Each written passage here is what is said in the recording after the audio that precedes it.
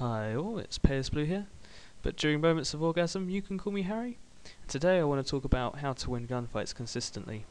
This is obviously an absolutely integral part of becoming a good player at Call of Duty and indeed any first person shooter.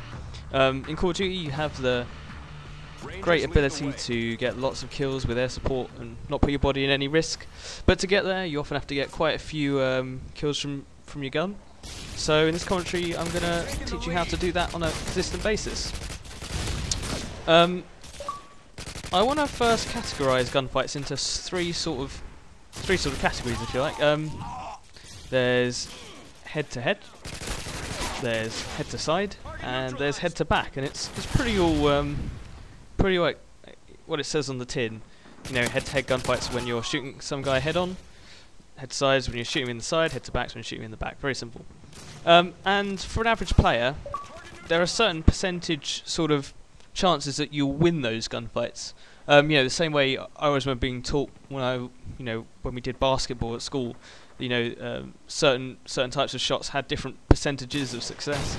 Well, these different gunfights have a similar sort of idea attached to them. If you're, let's assume that we have two average players, or two players of the same skill level coming up against each other. If they're head to head, then I would say there's about a 50% chance if there are two average players coming up against each other of one of them say you winning that gunfight. If it's head to side, that rises dramatically to 90%. And if it's head to back, then it rises a little bit more, to 95% plus. And the only time you're really going to lose a head to back kind of gunfight is if you're shooting with a weak recoily gun at long range, or if you shoot at them in the back and they manage to run around a corner before you finish them off. But still, I'd say about 95% of your gunfights head to back you'll win. But of course, you don't always have the option to shoot people in the back or the side. It's great when you can, if you can line a bush and some guy's just going to walk straight past you because information from your UAV or he's running for an objective, and that's great. And often in the competitive gameplay at the very highest level, what you see players do is it sounds like camping, but it's a very effective tactic. Good players, they'll just sit in a corner of the objective. Say they've capped B in a game of domination, the other team's trying to cap B. The first team who's got B, just have their players sit in corners and let the other team's players walk past them, shoot them in the back, and it's just easy kills, and you don't have to get into those risky kind of situations where gun skill and aim really matters. But of course, you'll see most of my gunfights here are, those two I'd say were pretty much head to head. For average players they would be 50% won, but I won both of those gunfights, and this one, all very easily. So how do we increase the percentage of head-to-head gunfights that we win? How do we increase it above 50%?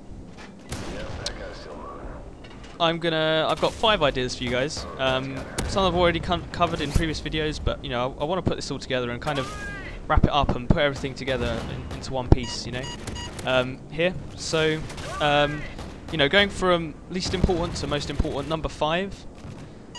Improving your aim. This won't matter every time, but sometimes it is the difference between life and death. If you have good aim, the other guy has bad aim, if he's missing half a clip on you and you're hitting your second, third and fourth bullets, then you're going to win those head-on gunfights a lot more often. But with the aim it's always hard to be consistent. You can never guarantee that the other guy's going to have bad aim. But improving aim is a good way to earn yourself a few more of those head-on kills. Back out of the gunfight when the enemy has the advantage. You don't always have the possibility to do this, but when you do, you've got to, it takes time really to recognise when you're at a disadvantage. But when you are, there's always the opportunity to back out of a gunfight. So take advantage when you have that opportunity. Before you get yourself into a situation where irreversible damage has been done and you're going to die. Third one is move. Just move. This refers back to my dodging bullets video. Strafe. Don't just go behind cover like I'm here. If there's someone coming close to you, strafe if you can, especially if you've got a submachine gun. That'll be very effective. Drop shot, jump shot if you can. Again, I refer you to that video. Take cover. Once again, I made a video on this, but I'd say that's even more important than moving. Cover is absolutely essential. This guy here, he has no chance of killing me there. And the last one, most importantly though, be prepared. That comes a lot from, you know, UAV knowledge of spawns, but as soon as you're prepared, then you can do all those other things right.